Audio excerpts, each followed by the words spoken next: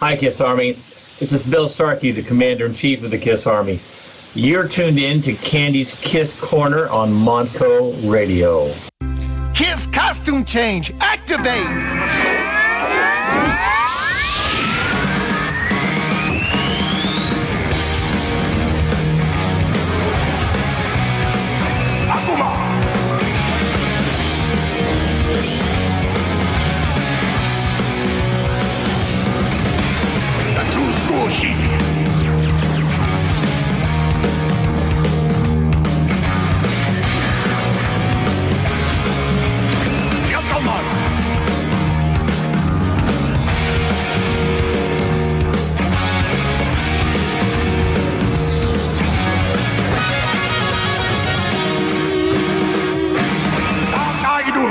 All right, welcome to a brand new edition of Kandi's Kiss Corner. Alongside today, welcoming back, John Weinberger from Time Bomb Radio. Hello. Howdy doody do. Howdy doody.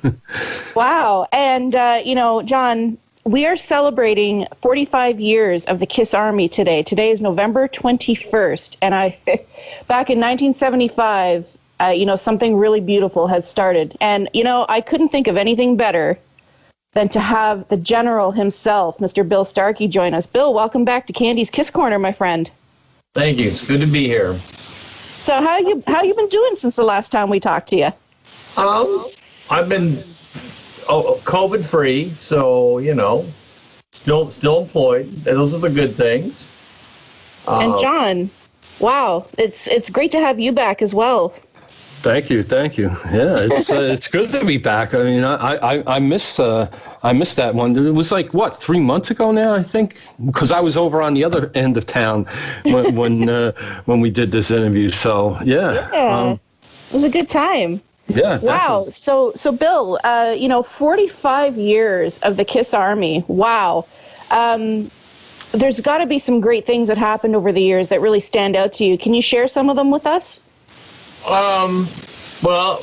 Besides the first that day, I would guess things like getting my name in the Kiss Originals album, joining the band on stage in 94, 95, I believe, when they were doing their convention tour, and getting up there with Gene and sitting in his seat in front of my hometown in Indiana. That was kind of cool.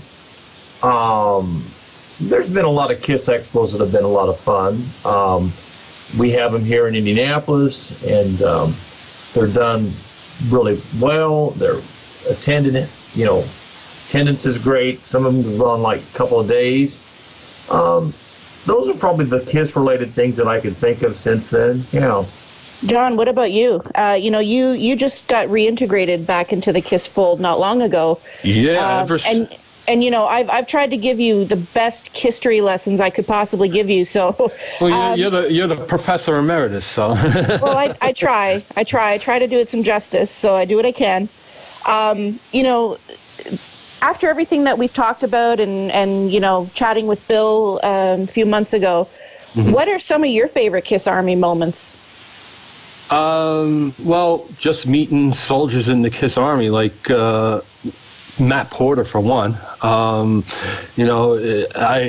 spent a lot of time in his office at Monco, and he always was very positive about Kiss, and like, okay, you know what, I got to give them a listen again, I just started listening to it, and like, you know what, this is fun. This is fun music, and if they've been doing it for 45 years, so it's like they have to be doing something right. So I just kind of started diving into it, and that's where, that's how I got to where I'm at right now, There you go. You do meet a lot of cool guys through the... Yeah, definitely. And Matt is just one of many that's... doing a lot of cool stuff. Well, he was the recruiting officer for me. My brother used to listen to Kiss, and I think my nephew rescued the original vinyl Dress to Kill from certain extinction in my brother's apartment. So I'm curious to get a hold of that when I go up to see him at Christmas. Maybe I can get a hold of that. There's a lot of great podcasts out there too. I should add that as part of my great Kiss moments too. Of the podcasts I've been fortunate to be on, besides yours and John's and others out there, Ken Mills, Mike Brandvold's. There's some really good stuff out there. Yeah, man. Shout out to the Podfather, Ken Mills. I know he is listening as well. Yeah, I mean, those guys. Ken can just come on and do Gene Simmons all night, and that'd be it for me. I couldn't. I beg him to do that because it's almost. I mean, it's a career he doesn't know he has. I think. I mean, he does Gene like better than Gene. Well, funny story actually. When I heard Ken Mills in an episode of the Kiss Room from many years ago, and I'll never forget. I heard Not Gene started doing his bit. And I messaged Matt after the show, and I said, hey, Ken Mills sent me a friend request. I think he's a pretty cool guy. But, hey, where's Not Gene at? Can you tell him to send me a friend request, too? I had no idea that Ken Mills and Not Gene were the same guy. Yeah. I mean, those are the fun times of being a Kiss fan, meeting these very creative people who share their fandom with you in ways like that. It's fun. I get way more attention than I ever thought I would get after 45 years. So it's been a good ride. Yeah. So I mean, with that being said, take us back to November 21st, 1975. You just said you never thought it would get this much attention. 45 years later. Talk about what was going through your mind. What did you hope to accomplish as the commander-in-chief of the Kiss Army? Everything with that day was just so fast. I was in constant contact daily with Alan Miller from at that time Rocksteady Management, and he was the one setting all this up. So I really didn't have any idea what was going to happen. The Jeep Caravan escort that met us at the airport, how many fans that would meet us at the airport. The weather was not good that day. Seeing Kiss come out of their own jet, getting on the Jeeps and stuff, and posing with the fans right out there in the cold weather. Then we took a Jeep Caravan down Wabash Avenue, which I think we thought would be like more of a parade, but due to the circumstances, it was very rushed. And also, I had no idea what was going on because they were taking me here, there, and said, okay, now you're going to go here. And now we're going to go to the radio station, and how ironic it would that we'd end up at the radio station that I ended up feuding with for all that time. And that Kiss would be the disc jockeys that day, and they were able to spin their own music, something that a year ago that we couldn't get them to do. So it was just funny payback. And, the Kiss Army Letter of the Day was talked about that day, and we had people from the United States Army come, a publication called The Stars Meet the Stripes. The mayor of Terre Haute, at that time, William Brighton, gave Kiss the key to the city.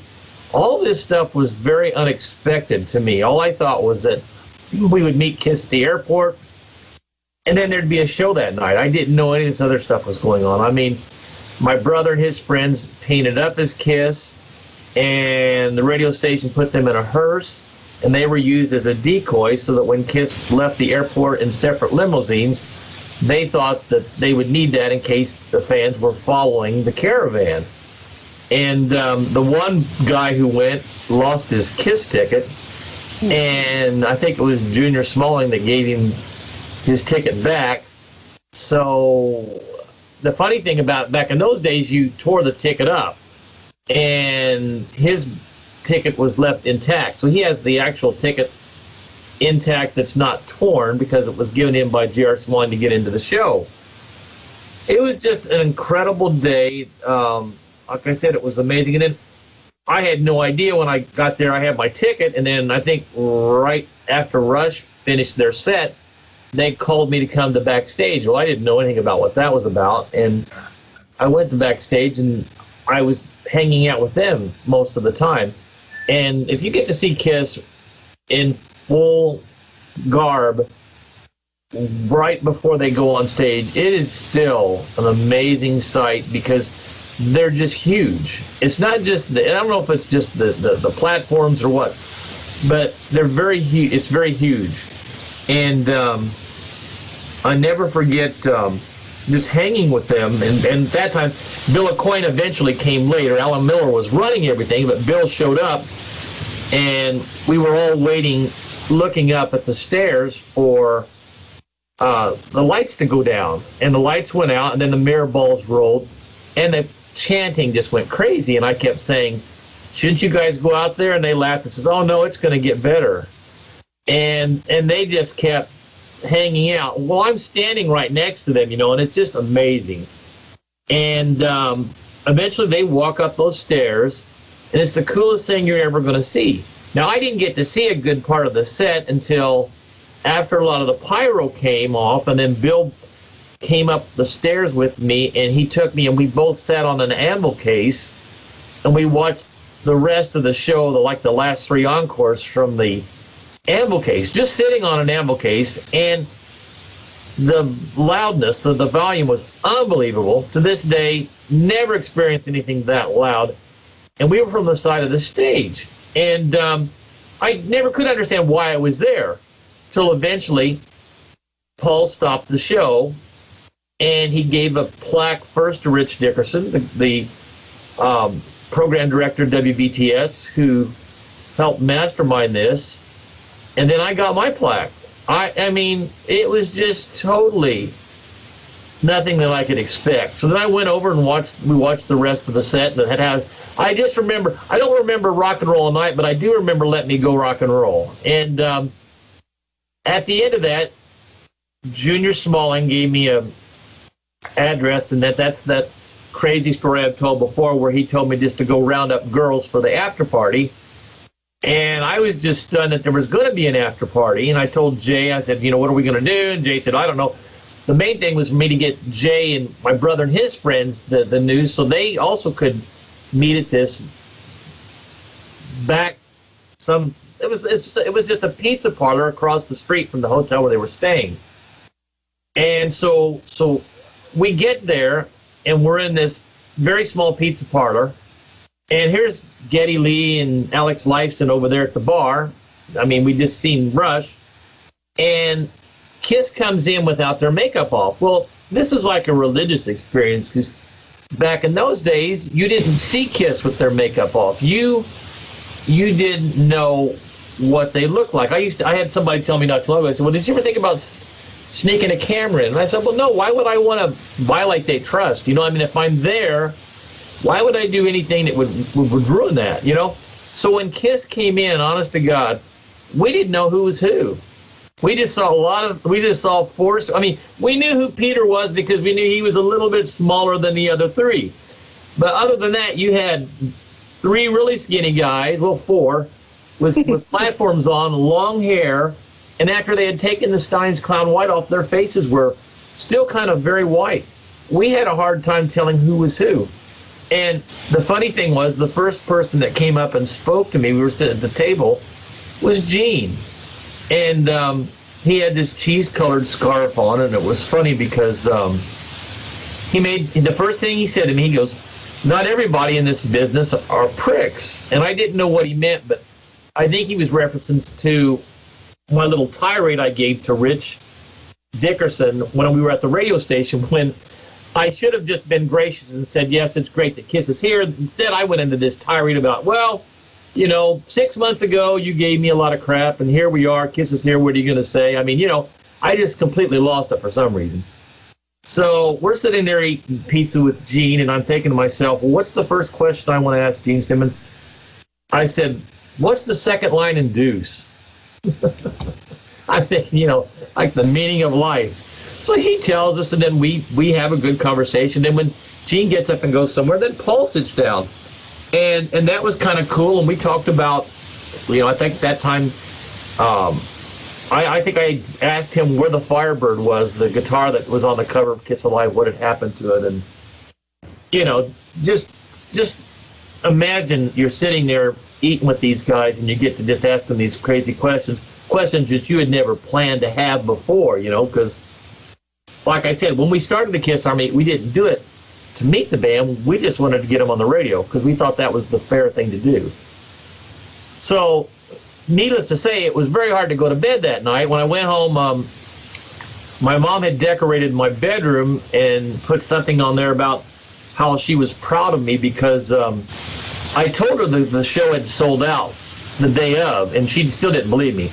So after she saw this, and imagine she went to the show as well, so she sees me getting called up on stage and getting a plaque and everything. So, yeah, it was pretty crazy. So the next morning, Alan Miller wanted me to meet with the band at the hotel, and I got to have breakfast with him, which was kind of cool. And, Miller and I talked about the Kiss Army, and he mentioned stuff like, how to get a post office box ready and get ready for some kind of a situation where we're going to have to register people for the Kiss Army, getting mailing addresses together and things like that. So, and that was just incredible, that just 24-hour period. It was nothing like I had planned going into it. I thought I was just going to a show, so. And 45 years later, here we are.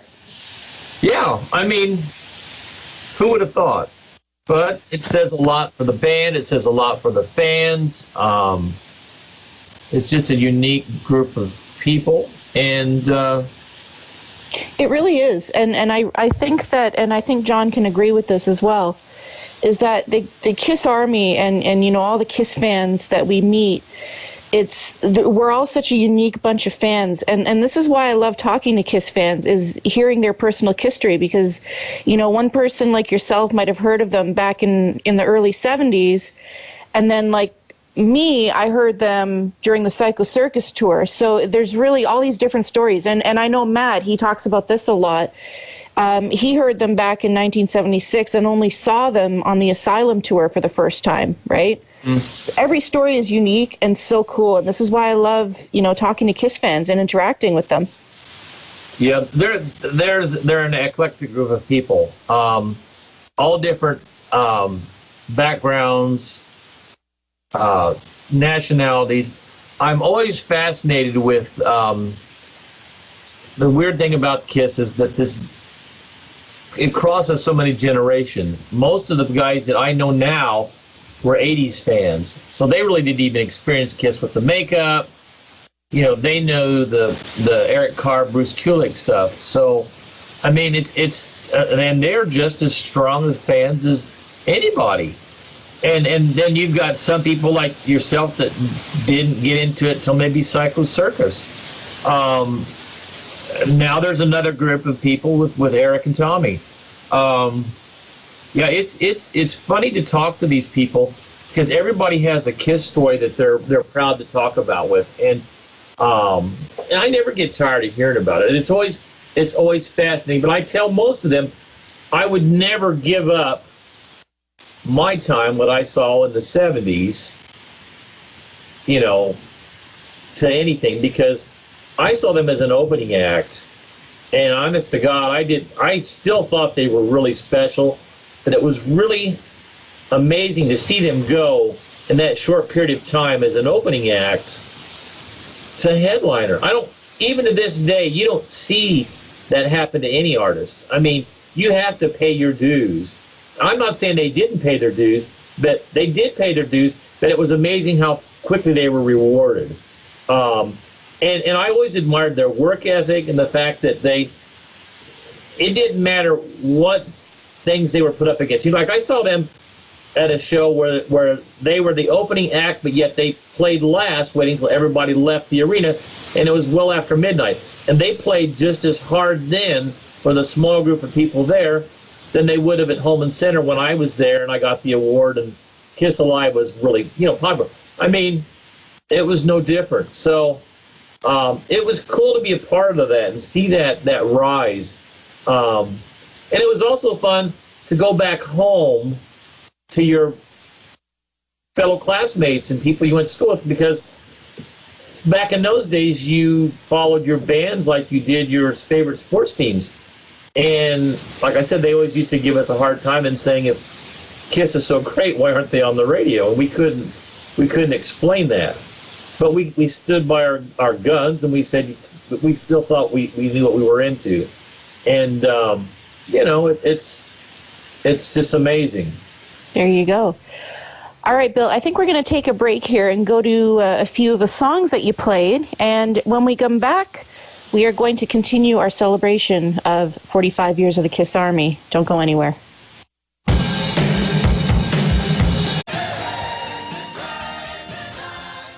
And we are back here on Kandi's Kiss Corner, live on montcoradio.com, where music and minds meet. So, yeah, we are celebrating 45 years of the Kiss Army. Today is November 21st. And again, we're chatting with Bill Starkey, hearing some really cool stories from him. But, John, I got to ask you, tell us about your personal history and how you kind of discovered the band. Well, Kenny, I'd say my introduction to Kiss was via my brother getting Dressed to Kill and the first Alive album. And I'll be honest with you, I did not like them, except for, like maybe the hits that were out at the time. My taste of music back in that day was like maybe The Who or the Stones or whatnot. But I really became interested in Kiss when I went to my first Kiss concert. And it was, if I recall correctly, it was 1998 in East Rutherford, New Jersey, and I wasn't really a fan of them, and but I was told, like, yeah, they put on a great show. It's so theatrical. I'm like, okay, well, let me go check it out. And I'm like, I still wasn't convinced, It was, I believe it was the Psycho Circus tour. Bill, correct me if I'm wrong. 98, right? Yeah, probably. Okay. Well, I remember Psycho Circus getting a lot of airplay, and I'm like, ooh, okay, this sounds cool. So I went out and got then CD, with that little, what do you call it, the lenticular cover, you turn it and the faces change. And I'm like, this isn't bad, but I kind of put it aside and I let it gather some dust, and I really started getting into Kiss when I started going to Montgomery County Community College, and I met Matt Porter, and because of my involvement with Monco Radio, I invariably would be sitting in his office, and I'd be looking at that poster that he has hanging on. It's like the crown jewel in his collection there, and I'm like, so dude, well, like, what is it about them that's so great? And when we would just have these discussions, and he would play some stuff for me, I'm like, not bad at all. And just the excitement that and the enthusiasm for the group, he kind of transferred that to me, and I remember one time now, this is probably like my best Kiss moment next to seeing him on the last tour. There was a raging snowstorm going on, and I was on the air for like 4 hours live. So I was like, I was wrecked, right? And the snow was coming down, and Matt he says, "You sound like you've been shot out of a cannon." And with that, I played Snowblind. I was like, yeah. I said, this fit. And I think that was like the aha moment, when I was listening to the Snowblind and I was watching the snow fall outside the studio window. And then, of course, on the end of the road tour, when it arrived in Philadelphia, I was like way into it. I mean, I'm not like the hardcore. I don't know all the songs and everything, but you know what? To me, they are fun, and they kind of recreate moments of my youth. Now, I've been around for 45 years plus, but I only got drafted into the Army about 2 years ago. So, yeah, it's been great, and you know what? The music never gets old. Like, we can listen to the same song like 3-4 times throughout like a 6-month spate of shows, and like still sounds great, So, yeah, and one of the other Kiss moments I like, Matt, when when we were able to go on campus and whatnot, that big video screen at Halloween, I remember him putting up a picture of Gene Simmons, and the flames are kind of like going around. I'm like, oh man, I missed that, Like, I liked looking out the window of that studio and looking at Gene Simmons and the flames circling around him. So yeah, I mean, it's not it's not a very detailed history, but it's, for me, it's just fun. And again, people poo-poo them a lot, and I'm like, okay, well, if they aren't good, then okay, why have they been around for like 45 and change? Like, explain that. There's lots of bands that come and go.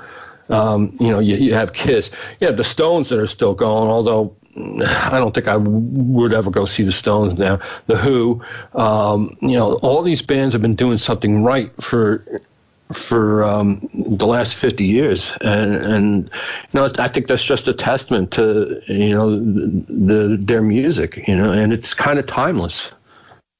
Absolutely.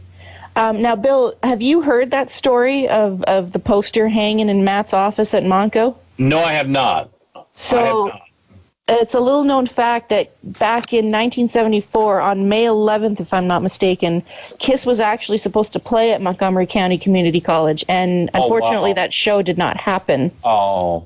And Matt, in recent years, actually found that poster. Like, he found it in a magazine.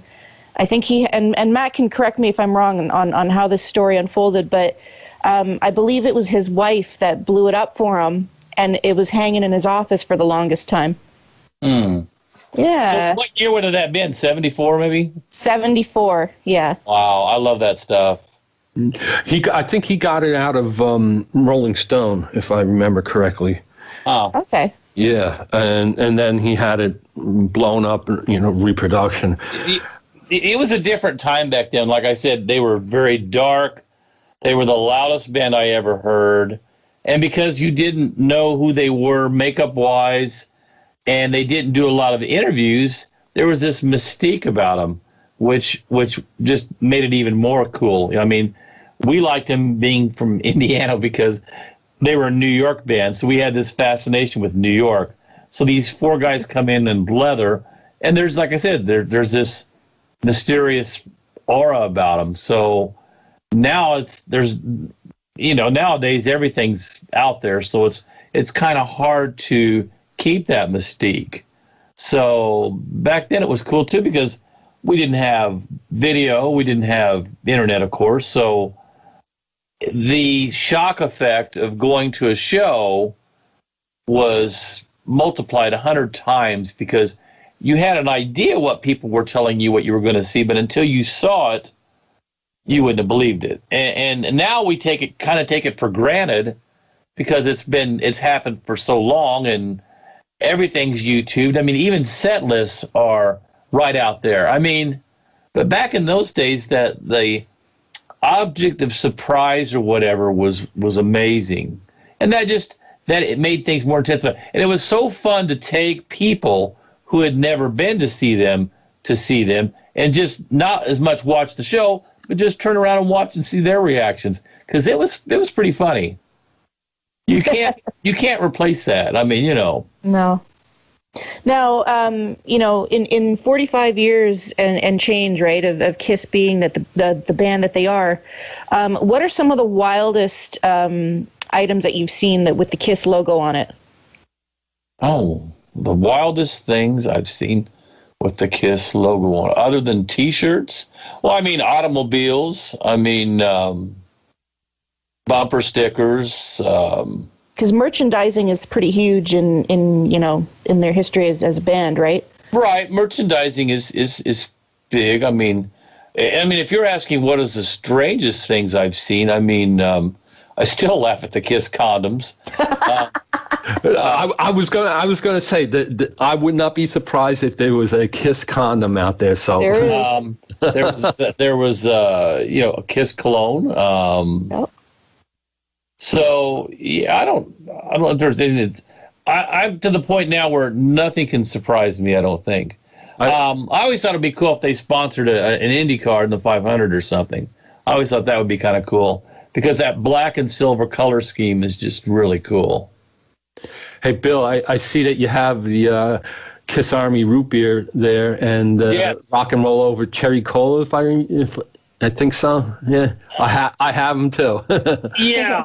That anything Kiss Army on it, I usually try to grab when I can. I mean, Tell us about that blue T-shirt that you've got in the background. It's a pretty cool story on that one. The blue T-shirt was the first mass-produced Kiss T-shirt that I know of, because Kiss never came out with any shirts till like the spring of '76. And I think I picked that up in Circus Magazine or something like that at the back. And it was funny, too, because back in those days you did stuff, and I guess, it was fair game to do whatever you were doing. The band, I'm sure, probably didn't get any royalties off of it. I wished we had kept the shirts we made in the school print shop that we wore when we had our a Kiss Army Day. Again, you can Google those pictures and find them up there, where we Jay had a friend of ours, Rob Smith, print up the Kiss shirts based on the first album, and we picked certain days where we would wear them to school and show up. And one day we showed up and we decided we would take our quote unquote team picture in the bathroom at Terre Haute North Vigo High. And there's a couple pictures like that up there that are pretty easy to find. And I was talking to Jay the other day, after he'd sold the banner, and I said, wouldn't it be cool if somehow we had hung on to those T-shirts, because at that time there were no Kiss T-shirts. So I used to tell people we did the first mass-produced Kiss T-shirt in Terre Haute in the spring of '75, and of course I think that blue shirt came a little bit later. And can you imagine, you'd go to a Kiss show, and I'd been to 3 of them at that time, and there was no merchandise. Well, I think they finally did come out with a tour program in November of '75. And then that was this before or after November 21st? I think it might have been, I think it had to have been afterwards, because I don't remember getting any souvenirs the day of November 21st. I don't remember anything for sale at all. And now you look at the number of Kiss T-shirts that are out there. I mean, it's just amazing. Mm-hmm. So the other shirt I've got back there is the first behind the blue shirt is the first one that they marketed, which says In Concert '75 to '76. It's just a copy of the Alive album. Wow, that's and I've got some other bootlegs that I could bring out. I don't know if I want to do that or not, but I mean, because back then it was okay to do bootlegs because the band didn't take advantage of the market. So, it is what it is. Here's a boot, which is kind of wild. Oh, look at that. Yeah. I don't know if you guys have ever seen anything like that. That looks like that's come from Alive. Again, that was come from either back of Circus or Cream. This is another boot, I believe, from the '70s, which is just a copy of Destroyer. I have that one on a black shirt. Rock and roll. Now here's something I don't know the origin of, but these were official. You ever see these? Oh, look at that. That's pretty cool. Yeah. I've never seen that before. A lot of people haven't. This was actually something that Boutwell came out with in '76, and then they had something that was similar to that, not quite as shiny. This one. Oh, yeah. So those two, I don't see a lot of these. This one or the last one. But they were actual official shirts. I don't know the origins of them, but at one time I was on a mailing list with Boutwell, and they would send me anything I wanted, and that's the kind of stuff I would get. And I would get stuff like that, and what I would do is I would give them to like the radio personalities in Terre Haute for like favors. I mean, I wasn't doing pale or anything like that. It was just like, hey, you guys have been good. You're playing the Kiss music here. Have a T-shirt or have a Kiss Army membership kit. I wish I would have kept those because I had so many of them, and I just wanted to, spread the wealth around. So there you go. Now I kept the stuff, and then the other stuff I wished I had kept. What is your most prized possession that you have with the Kiss logo on it? Can you share that with us? It would have to be the plaque. There you go. I think anytime you get a thing with your name on it with the band, and it was given to you with the band, and I'm not saying that, I'm not bragging, because, I mean, like I said, I think the people at Cadillac got these too, and some of them may have sold theirs, some of them may still have them, but mine has a special connection because it was on our, Independence Day, Kiss Independence Day, the Kiss Army Day. So that's right up there. I've got a few guitar picks that I like, that I kind of value.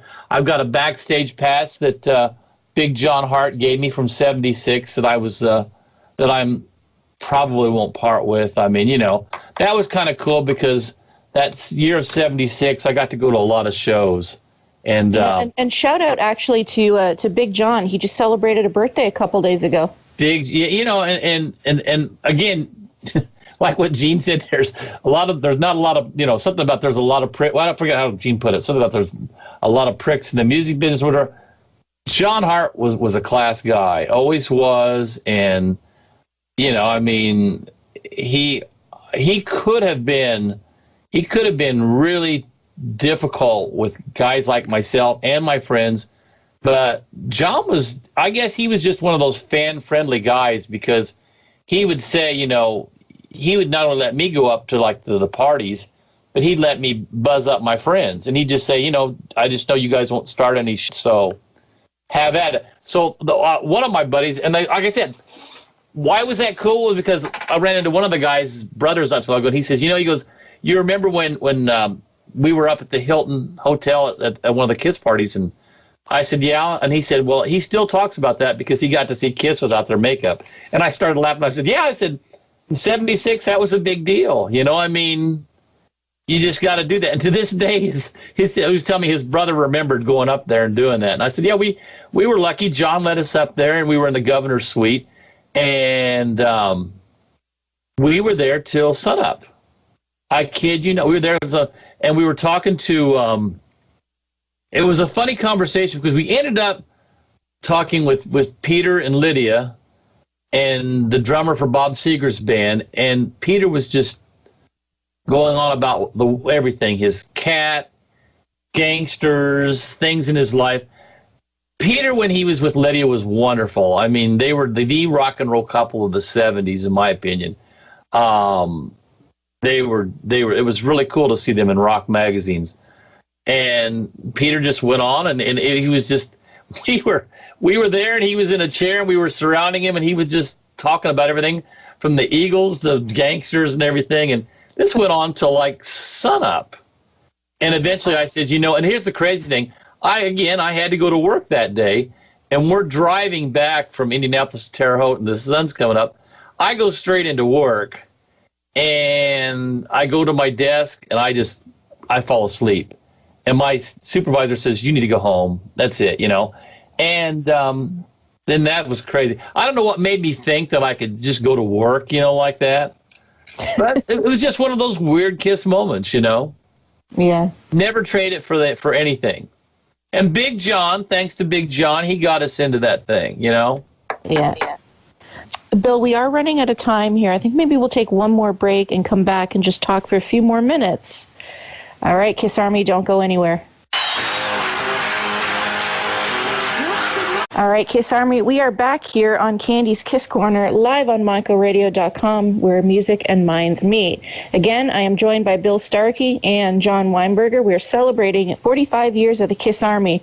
Now, gentlemen, we are running out of time here, so why don't we share some last-minute thoughts that come to mind? John, what do you got? I don't know. That's a loaded question, eh? Yeah, that's a loaded question. if I would say, you know, for people who might be newly minted fans like myself, start diving into the catalog. You know, Just to Kill. I'm ashamed to say this, but I don't know all the names of the albums in the catalog. But you know, start diving into that, and then maybe like for me, check out Psycho Circus, because that was like the beginning of, you know, me getting back into Kiss. Little did I know it, but yeah, and you know, if you get a chance, you know, in the near future, you know, if there's a decent tribute band going, go to that.